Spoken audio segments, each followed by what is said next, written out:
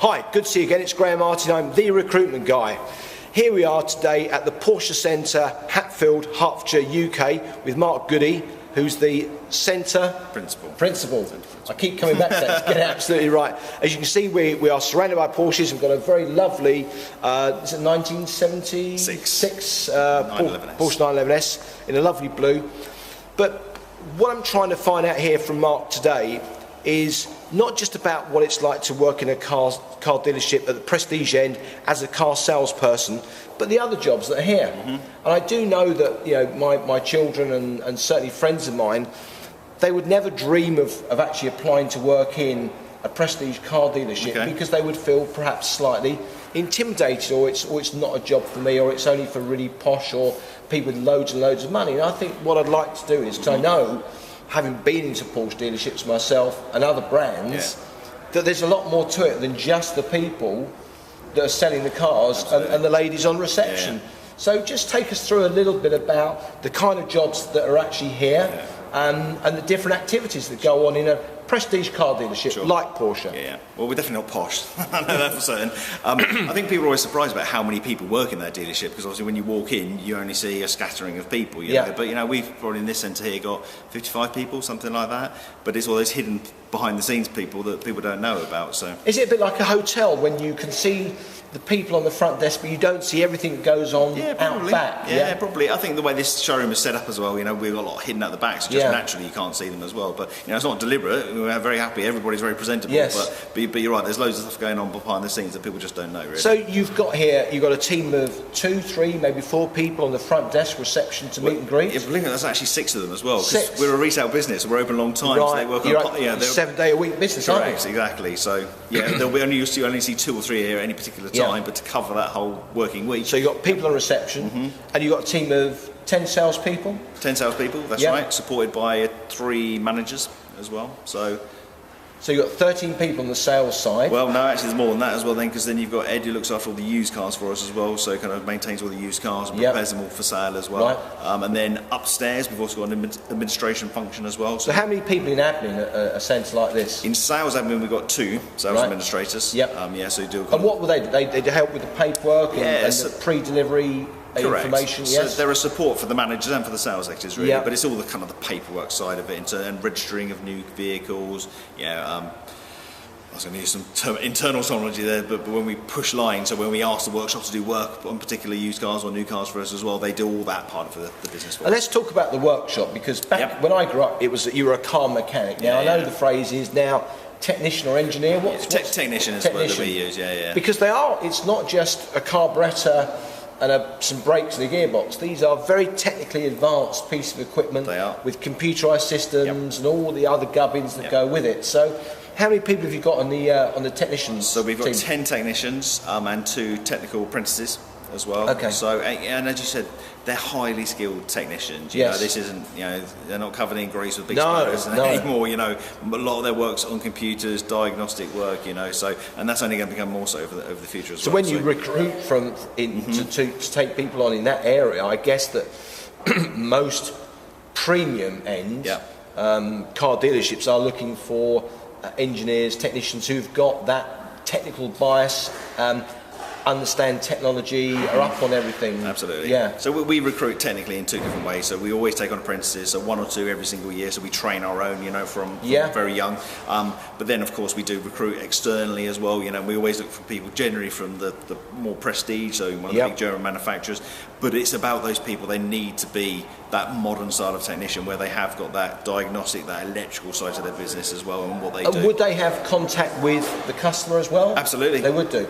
I would say on a weekly basis, every single one of my technicians will have some sort of customer interaction. So good communication skills are also very important, not just for the salespeople, but for the people actually looking after the health of the car. Communication, how we present ourselves as well. So we provide workwear to them as well, but we expect them to always look as good as they can as well. And so the days are gone when you're covered in grease anyway, but even so, they're all presentable. They'll come out, if we just go in there, I could get somebody to come out now to talk to us, about some sort of technical problem with the car, for example. And you've probably got an accounts function here, do you? Yeah, a lot centralised. So, you know, we're part of a group of 5 centres. Yep. So we have some accounts here, but we also, our head office in Reading, there's a team there as well. So, Yeah. so actually, there are even employees of a car dealer that are not actually based in the car dealer as well. Yeah, you buy into that resource, do you, I guess? Absolutely. Effectively, you share resources. Correct, for payroll and credit control and so forth. Absolutely, spot on. Yeah. Exactly. So. And you've got a PA as well? Yeah, so Charlene is at the centre PA. She's not my PA, but she works with me and for the other managers across the business. But she looks after the whole business. And what would her work be involved in? I guess quite diverse. Ridiculously diverse. I think it's just even more so than my job, I think, sometimes. So she'll look after the centre, so if something goes wrong, she coordinates that. But all our marketing activities, she leads. So any open day that we'll have, she'll lead that as well. Yeah, she also manages the CRC, so the receptionists as well. Because even our receptionists, they're not just receptionists. You know, they're called customer relationship consultants. They do a lot of work with customers as well, and with the database. You know, really looking after and hosting customers here at the centre as well. Yes, got to make them happy. Because as you say, your clientele here is used to turning left as they walk up the stairs to an aircraft. 5-star, maybe 6-star hotels. Absolutely. They've probably got a variety of cars. And I guess, you know, your clientele are from a very broad spectrum. You've got business people, you've got celebrities, high net worth individuals, inherited wealth, maybe people that have won the lottery, but also people that have got a 5-year-old, 10-year-old Porsche that get their cars serviced here, and they might not necessarily be rolling in money, but they're passionate about the brand. Absolutely. And therefore the people they're going to come into contact with need to be able to reinforce their passion for it. And they might want to have a chat about the car. Yep, especially like when it comes to the classic cars as well, you know, and they're not necessarily millionaires, the people who own the classic cars as well, you know, but so it's all sorts, you know, and it's our skill as employees of the company is on how we react to those customers and how we develop, how we approach them to fulfill their needs. You were saying on another video about the importance of the CV and a covering letter and what jumps out to you and what's important to you. Do you want to go through that a little bit now? Yeah, and because it's not just true for a sales executive, it's any role here. You know, we're a customer-facing business in the high end of the car industry. How we present ourselves is vitally important. So when I get a CV for any role, of course I look at the content where they've worked and their history, but what it looks like on the page is vitally important to me, because that's how they're presenting to me as a prospective employer.